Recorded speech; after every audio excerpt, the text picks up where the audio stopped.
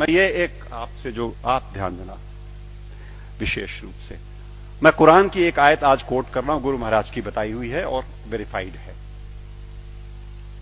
कैसे परिभाषित किया गया है खुदा को और कैसे परिभाषित किया गया है परमात्मा को। How similarly in Veda and in Quran परिभाषित करे अल्लाह ताला की, परमात्मा की, परवरदिगार की, खुदा की परिभाषा हुवल अव्वल हुवल आखिर हुवल जाहिर हुवल बातिन व हुवा वकुल्ल शैइन अलीम। हुवल अव्वल, he is the first, there's nothing before him। हुवल अव्वल, हुवल आखिर, उसके बाद कुछ नहीं होगा। वो परवरदिगार वो है जिसके आगे कुछ नहीं होगा, उसके आगे कुछ है नहीं। हुवल जाहिर, जितना दिखता है वो सब वही है। हुवल बातिन, जो नहीं दिख, जो हमें दिखता है वही थोड़ी है। चंद्रमा का पिछला हिस्सा नहीं दिखता तो क्या है नहीं? तो जो तुम्हें नहीं दिखता लेकिन है वो भी वही है। हुवल जाहिर हुवल बातिन वहुवा वकुल्ल शैइन अलीम, हर बातों को जानने वाला है वो। और क्या कहते हैं वेद, क्या कहते हैं? शिव सहस्त्र नाम में भगवान शंकर के 1000 नाम हैं। अनाद्यंतः व्यक्ता व्यक्तः बहुश्रुतः। अनाद्यंतः, जिसका आदि नहीं, जिसका अंत नहीं। अनाद्यंतः व्यक्ता व्यक्तः, जो व्यक्त है वो सारा वही, जो अव्यक्त है वो वही। बहुश्रुतः, सर्वज्ञ, सब कुछ जानने वाला। कॉन्शियसनेस का सोर्स है ना वो, इसलिए सब कुछ जानने वाला वही परमात्मा, वही परवरदिगार।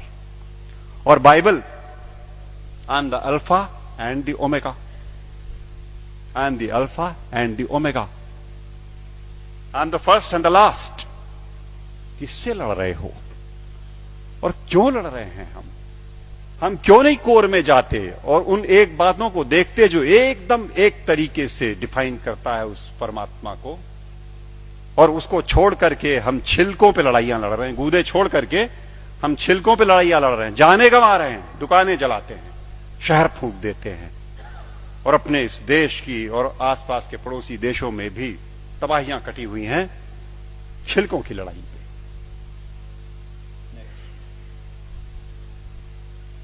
सूफी फकीर कहता है अन अल हक, ट्रांसलेटेड इट मीन्स अहम ब्रह्मास्मि, आई एम द सेम।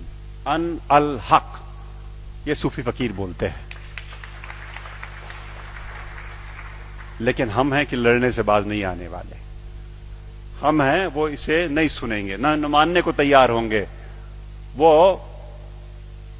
वही बात होली बाइबल जब कहती है कि I am the way the truth and the life, no one cometh unto the father but by me. But by me means through the soul, जो हमारे अंदर वो ज्योति का पुंज है, उसी के थ्रू रास्ता अंदर जाएगा। एक बात और, वेद कहते हैं न तस्य प्रतिमा अस्ति यस्य नामा महद्यशः, उसकी परवरदिगार की कोई मूर्ति नहीं बन सकती। वेद कहते हैं। निराकार ब्रह्म को जब परिभाषित करते हैं तो कहते हैं न तस्य प्रतिमा अस्ति यस्य नामा महद्यशः। गुरुजी बैठे हुए हैं, कुछ अगर खोट हो तो टोक देंगे। वो जो मूर्ति पूजन गलत नहीं है, अपने हिसाब से उन्होंने कहा वो इनिशियल स्टेजेस में आपके लिए ठीक है, करो आप, भाव आपने वहां प्रतिष्ठा की, आपको परिणाम देगा। लेकिन सच मायने में जो निराकार पर ब्रह्म है उसकी मूर्ति वूर्ति नहीं बननी। तो बातें फिर वही सारी की सारी, जहां एका है वो देखेंगे नहीं, जहां झगड़ा है वहां बैठे हुए हैं, वहां हथियार निकाल लिए हैं। नेक्स्ट, सच बात तो यह है कि आज की दिक्कत यह है कि ये अधर्म जो है ये धर्म के रूप में चला आया है। समस्या ये हो गई है, जो नहीं करने लायक बातें हैं उन्हें हम मानते हैं कि ये धार्मिक है। सती प्रथा थी कभी इसी देश में ना, 6 साल की बच्ची का ब्याह कर दिया, उसे शादी पता नहीं, गुड़िया गुड्डी खेलती हुई, और वो बैठी और मिठाई खा करके बीवी बन गई, पत्नी हो गई। और बगल के गांव का लड़का 8 साल का किसी बीमारी में चला गया, अब ये सती हो गई। अब इसे चढ़ा दो किसी ढेर सारे लकड़ी के ढेर पे और लाठियों से पीट के और ढोल ढपाटे मचाते हुए सती कर दो। पागलपन। It was never a prescription of any of the religions that we have. लेकिन वो एक बार धर्म मान लिया लोगों ने तो अपनी बेटियों को जला दिया। दिक्कत तब है जब देश में अधर्म धर्म का लबादा ओढ़ के आता है, लड़ाई लंबी हो जाती है। हम उसे धर्म मानते हैं जो अधर्म है। अभी चल रहा है।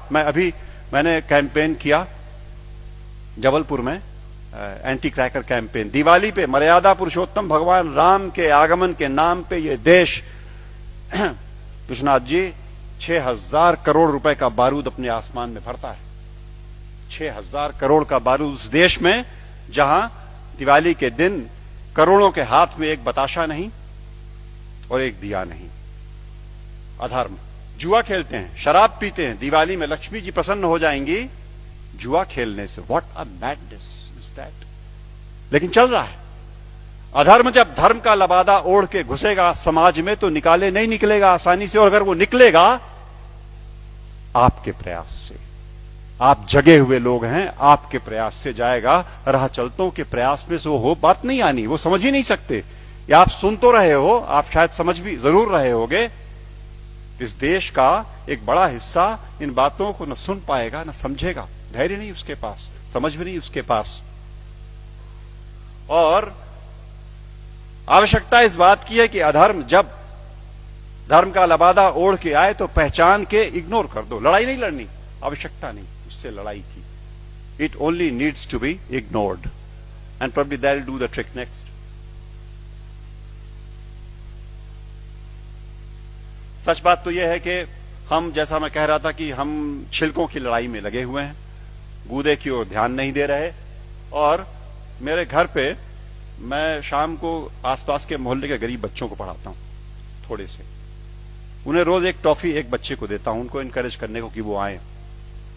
और वो अब जाके थमा है कुछ दिनों पहले, वरना रोज का झगड़ा था। एक टॉफी लाल रैपर में, हरे रैपर में, पर्पल रैपर में। वो मुझे लाल चाहिए सर, मुझे हरी वाली चाहिए। लड़ने पे आमादा आपस में। और जिसे हरी मिल गई वो उछलता है, अंदर बिल्कुल एक चीज, लेकिन वो रैपरों की लड़ाई में परेशान। हमारा सारा देश आज इस धार्मिक रैपर की लड़ाई में गुथा हुआ।